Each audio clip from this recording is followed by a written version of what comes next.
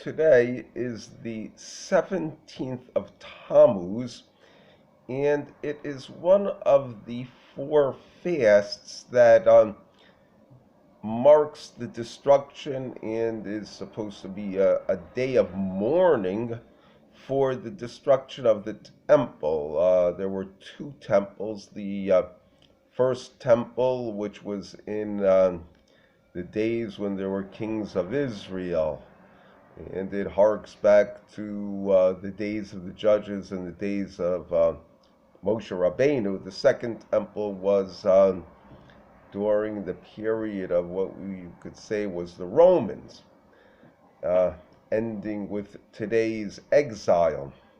And the idea is that we're praying that it should be rebuilt. Now, there's different aspects of the temple, and I'd like to focus on the idea that it's the house of God, okay? Meaning that this is the place where God is most strong, his presence is most strongly to be felt, and even more extreme, it is where he speaks to people, okay? Like you talk about the stories in the Chumash of Moshe going into the tabernacle and God would speak to him. There are also other stories where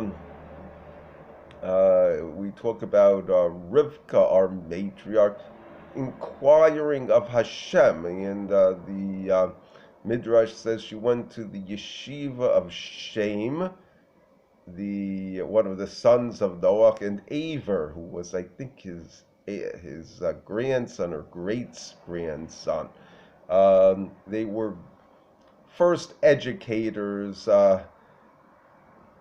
setting up a daily school as we know it. This was the idea of inquiring of Hashem, and you have it with the prophets.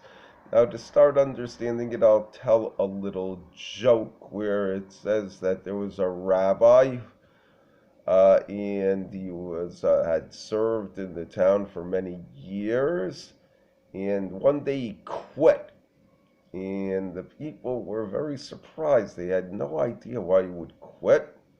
And he was packing his bags, and the movers were there, and they said, we should go and ask the rabbi why he is quitting.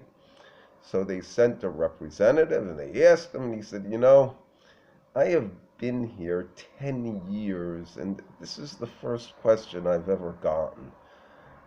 And the idea is that the rabbi saw himself and his function and his role as a wise man and a counselor.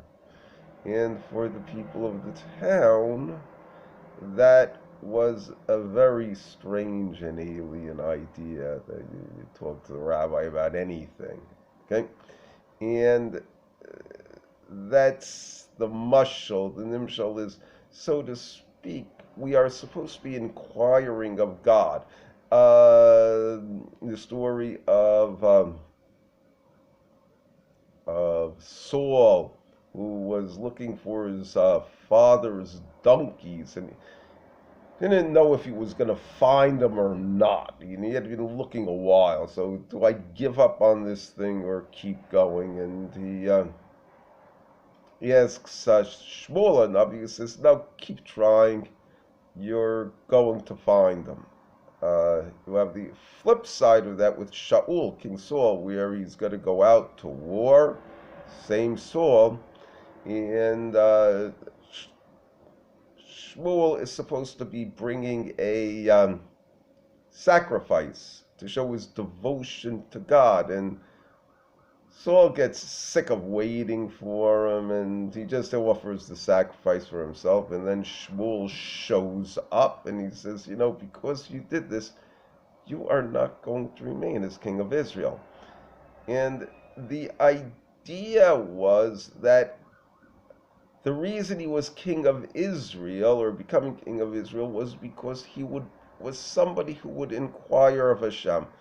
But he had basically abandoned that idea. And that is what the temple is about, for us to inquire of Hashem. Now that seems to be an alien and strange idea. You have a little bit of it with fortune tellers. Well, generally, people consider them to be charlatans, and the people who actually inquire of them and actually believe what they're saying to be flakes, which may be true. And you have that also really in Israel, especially among the Haredim, where you have mystics, and they will inquire of them, and very often it's the same attitude and correctly taken, but other times you see that it's not true in every case. There are some of them which really do seem to be legitimate, and there are some people who say, well, this is the time when I really should inquire of God.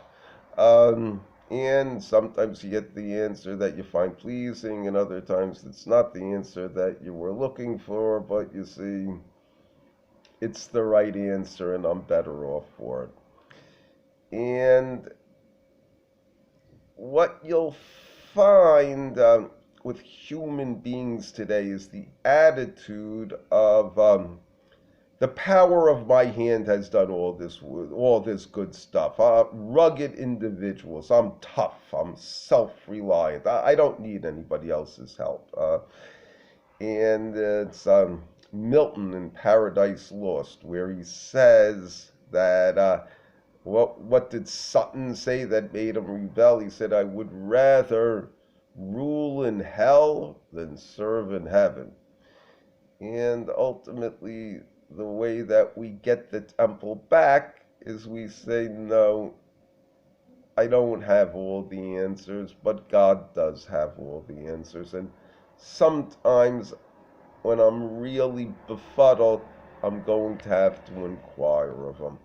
And that is ultimately one of the blessings in the Torah, in Parshas Vayeskanan, where it says that people will see that Israel is a wise and understanding nation, and that God is so close to them that He can answer them and will answer them when they call.